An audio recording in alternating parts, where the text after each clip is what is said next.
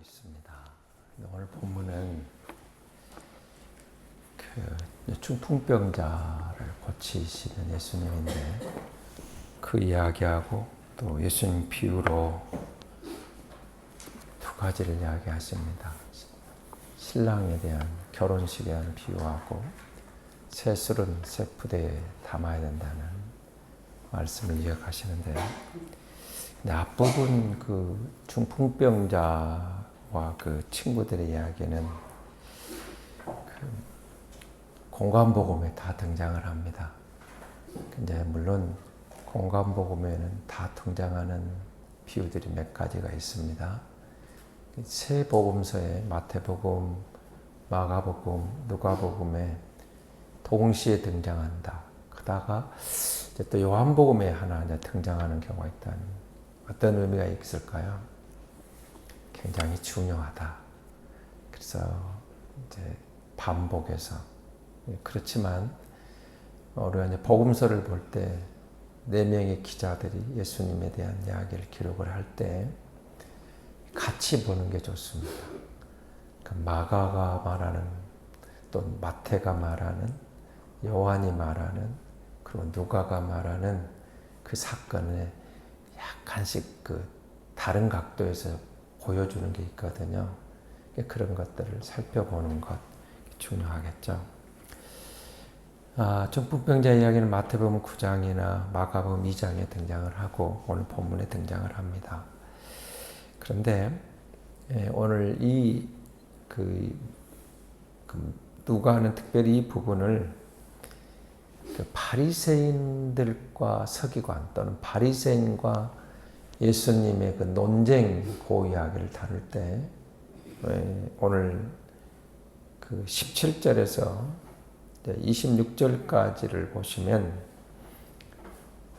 이 중풍병자 문제로 그치는 게 아니고 예수님이 제사함의 권세 요 문제까지 이어지는 그 중요한 일종의 바리새인들과 예수님과의 논쟁의 첫 번째 것을 등장하는 예수가 어떻게 제사함의 권세가 있느냐 이 부분이죠.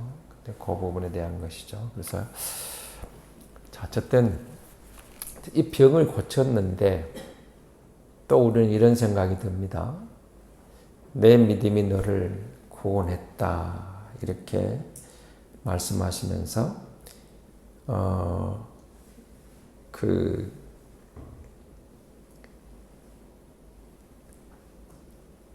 20절을 한번 보십시오. 예수께서 그들의 믿음을 보시고 이르시되 이 사람아 내 제사함을 받았느니라 하시니 제사함 문제가 등장을 하죠. 그러니까 자 그들의 믿음 그러면 이제 누구의 믿음이었을까요? 5명의 믿음이었을까요? 4명의 친구가 한 친구를 중풍병을 친구를 데리고 왔어요. 그들의 믿음 그랬으니까 이제 4명의 친구들의 믿음을 보시고 이렇게 말할 수도 있겠죠. 그런가 하면 같이 끌려온 자기는 의도했든 의도지 않은 친구들이 데려온 중풍병자의 믿음 그것도 역시 포함되어 있을 것 같고 그런데 이 사람아 내 제사함을 받았느니라 이 말은 누구겠을까 이런 것들 여기서는 앞에 그들의 믿음 그런 복수잖아요. 이 사람아 요거는 단수입니다. 그러니까 누구의 믿음을 봤을까? 친구들의 믿음도 중요했고 또 그 환자였던 중풍병자의 믿음도 중요했다. 근데 사실은 중요한 것은 친구들의 믿음이었느냐, 중풍병자의 믿음이었느냐, 이거는 전 둘 다 필요했다고 생각을 하고요. 근데 그 중에 17절 한번 보시기 바랍니다. 하루는 가르치실 때 갈릴리의 각 마을과 유대와 예루살렘에서 온 바리새인과 율법 교사들이 앉았는데 병을 고치는 주의 능력이 예수와 함께 하더라. 뭐가 중요한 것 같아요? 지금 예수님이 누군가를 드러내기 위해서 저들이 할 수 없는 중풍병을 고쳐주는, 그러니까 병을 고치는 능력이 주와 함께했다. 저들의 믿음이 역사하고 무엇보다도 예수님에게 그런 권위가 있었다. 그런 권세가 있었다. 이게 중요한 거죠. 그래서 저들이 할 수 없는, 바리새인들이, 율법 교사들이, 경건하다고 하는 저들이 할 수 없는 것을 저들이 예면하는 예수가 병을 고치고 있다는 거예요. 그러면서 내 죄사함을 받았느니라.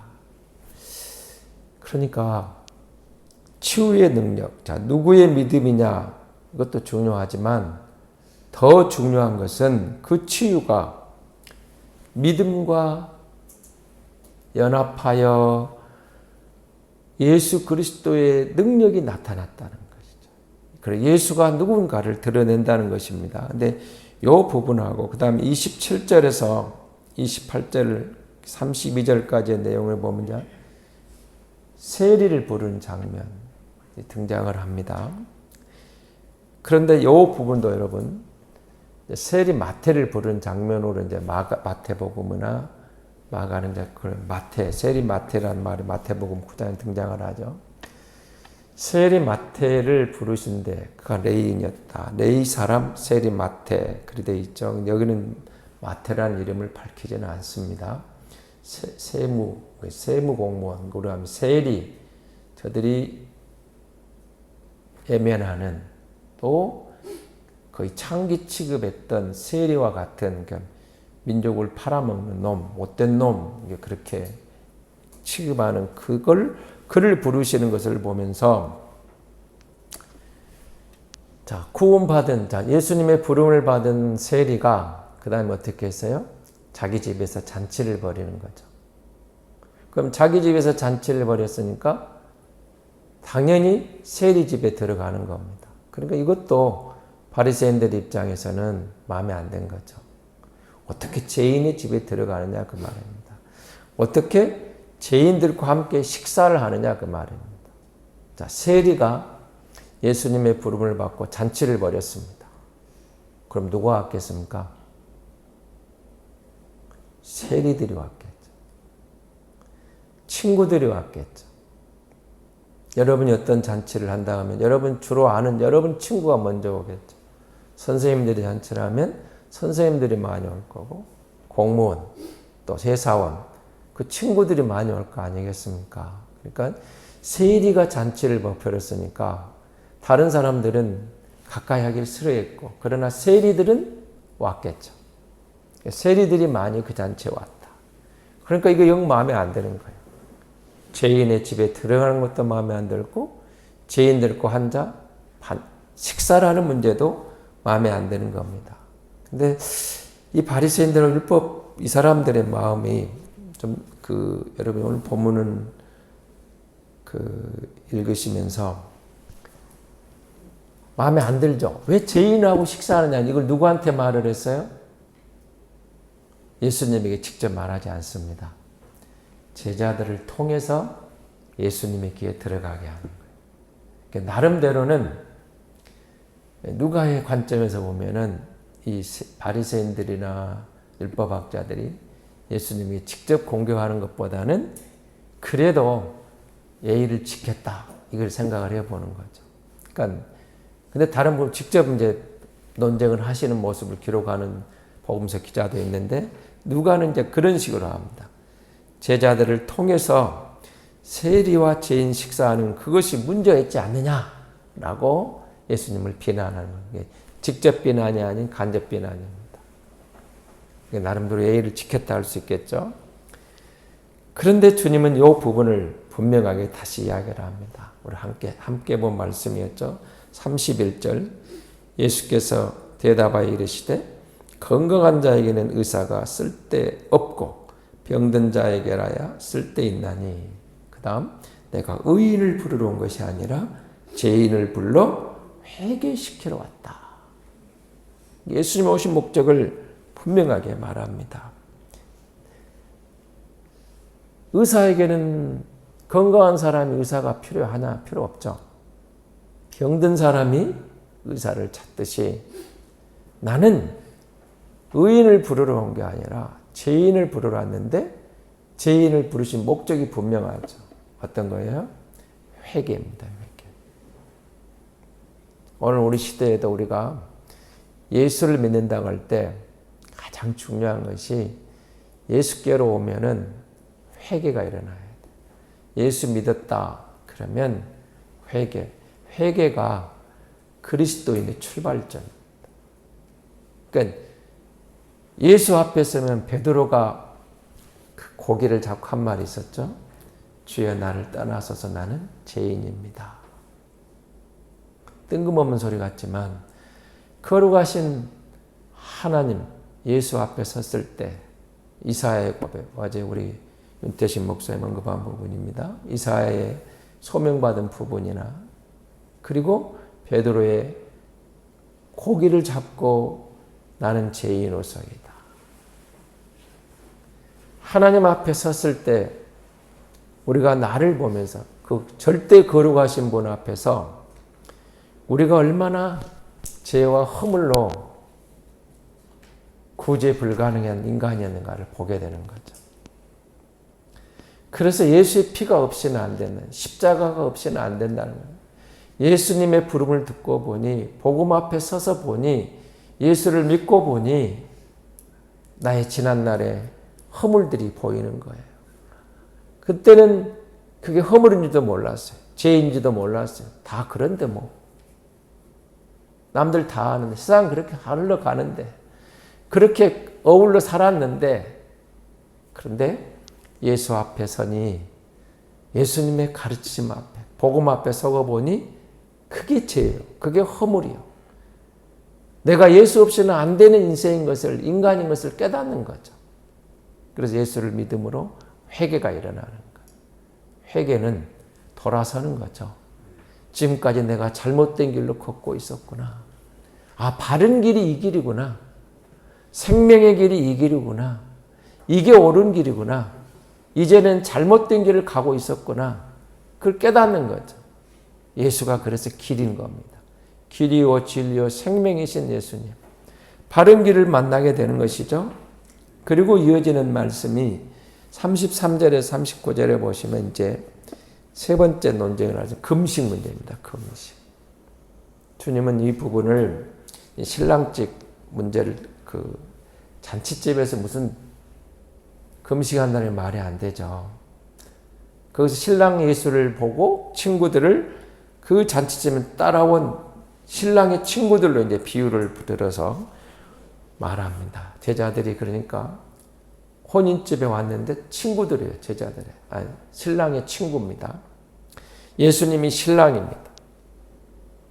근데 그 자리에서 무슨 금식하겠냐 이 말입니다. 지금 예수님이 지금 활동하고 있는 공생의 시작 이 시점을 결혼식 그렇게 비유를 하는 거죠. 그럼 신랑을 빼앗긴 날이 언제예요? 예수 그리스도가 십자가를 지신 그날. 그 이후에 이제 어떻게 해요? 십자가에 예수를 처형할 때, 빼앗길 때, 금식하고 하나님의 은혜를 구하게 되겠죠. 은혜를 아는 겁니다. 그래서 누가는 예수님의 죽음을 여기서 이제 최초로 예언을 하는 겁니다. 신랑을 빼앗길 날이 있다. 그때는 금식하고, 지금은 예수가 오셔서 천국에 대한 이야기로 잔치하는 날과 같다 그 말입니다. 죄인들을 돌이켜 한 잔치집과 같다. 그것을 말씀한 이 세 가지 논쟁이 나오죠. 제사함의 문제, 그리고 죄인들과 식사하는 문제, 금식 문제, 요 문제가 나오고 그 다음 이제 다음 월요일 날 보시는 말씀 6장 앞부분에 보면 거기에는 안식일 문제가 또 등장을 합니다. 중요한 네 가지가 바리새인들하고 논쟁했던 이야기들입니다. 그 이야기들인데 주제들이죠. 주제인데 36절에서 마지막 38절에 보시면 낡은 것과 새 것의 비유가 나옵니다. 그러니까 주님은 바리새이주의, 저들이 갖고 있는 것을 낡은 옷에 비유를 하고 있는 겁니다. 낡은 가죽 부대.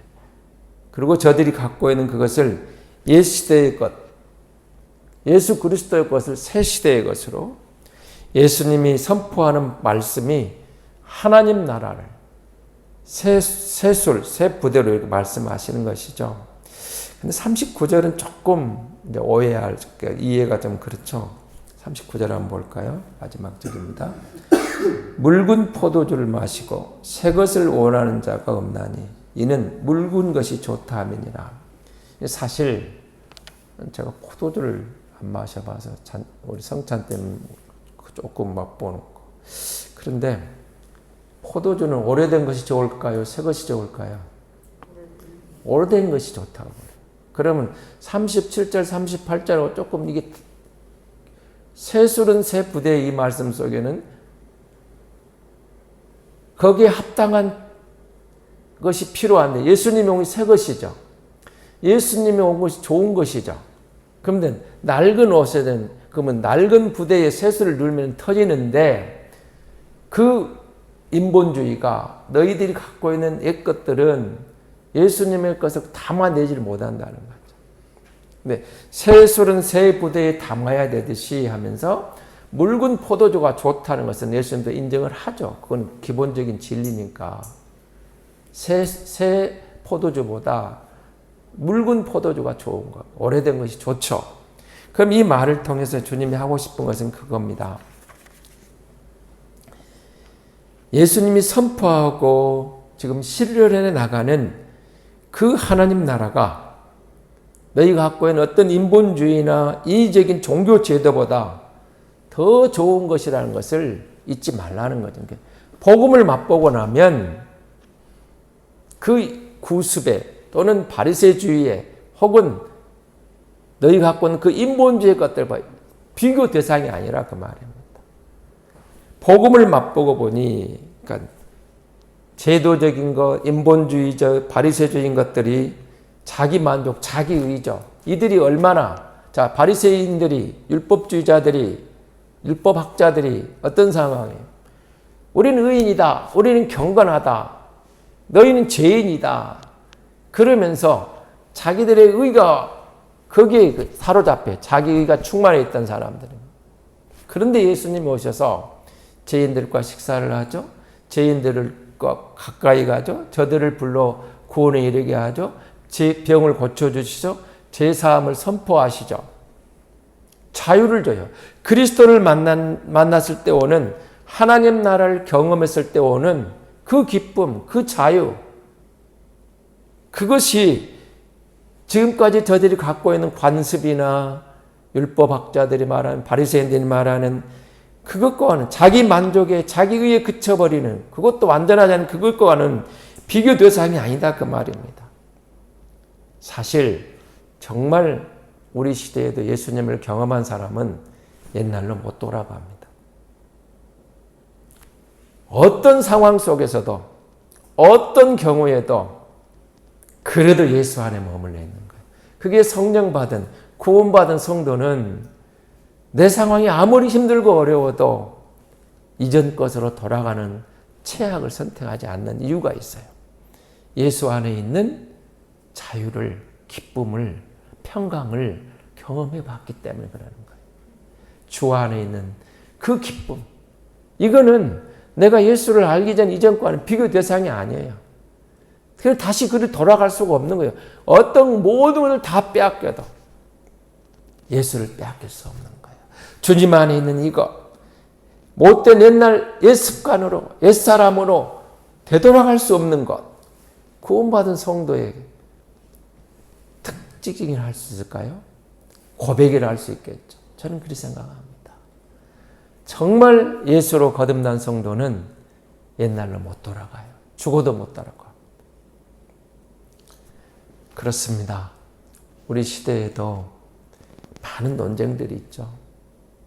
제사 문제니, 금식 문제니, 경건의 문제니, 또 성도에 다가오는 아픔의 문제, 많은 것들이 있습니다. 우리가 다 이해하지 못하는 것이 많이 있을지라도 그래도 우리가 경험한 거 있습니다. 예수 안에 있는 자유입니다. 예수 안에 있는 평강입니다. 예수 안에 다시 찾은 새 길입니다. 예수가 주신 진리가 하나님 나라의 그 기쁨이 우리 안에 어느덧 싹이 났고 자랐고 자리를 잡고 있어요. 옛날로 못 돌아가. 그 고백을 할 수 있다는 것만 얼마나 감사한지 모릅니다. 우리가 주의 은혜를 입은 자들입니다. 회개하고 돌이킨 사람입니다. 옛사람을 버린 사람입니다. 새 사람이 되었습니다. 새 수레체 예수 안에서 새 부대에 이 진리 안에 우리가 들어와 있는데 이 주님과 동행하는 것, 이것이 성도의 진정한 기쁨이요 감동이라고 주님 말씀하시는 것이 오늘 우리가 경험한 참 신앙인 줄 믿습니다. 하나님 감사합니다. 사랑합니다. 예수 안에 주어진 생명을 얻었습니다. 길을 찾았습니다. 진리를 경험했습니다. 하나님, 주님 없이 살았던 옛 생활로 옛 것으로 더 이상 돌아갈 수가 없습니다. 날마다 순간마다 주님과 동행하며 하나님 그 구원의 감격으로 세상을 이기는 믿음의 삶이 되게 도와주옵소서. 믿음이 없이는 하나님을 기쁘시게 할 수 없다고 하셨는데 그리스도를 믿는 믿음, 주 안에 있는 참된 믿음을 주시고 그 믿음 안에서 하나님 순간순간 주님과 동행하며 일상에서 주님과 함께하는 기쁨을 경험하는 하나님의 아들, 딸 다 되게 도와주옵소서. 새로운 하루를 시작합니다. 성령 하나님 인도하셔서 우리의 주어지는 일상에서도 주님이 함께 하심을 경험하는 하루가 되게 하여 주옵소서. 무엇보다도 하나님의 은혜 안에서 하나님 내게 주어진 일과를 보고 사람들을 보고 내가 경험하는 모든 순간순간이 주님이 함께 하심을 잊지 않는 믿음의 삶이 되게 도와주옵소서. 특별히 하나님의 은혜로 우리가 여기까지 왔으니 주님 다시 만날 그 영광의 날을 바라보고 소망의 걸음, 믿음의 걸음을 한 걸음 한 걸음 내딛는 순례자의 길이 되게 도와주옵소서. 주님 사랑합니다. 감사합니다. 구주 예수 그리스도의 이름으로 기도하옵나이다. 아멘.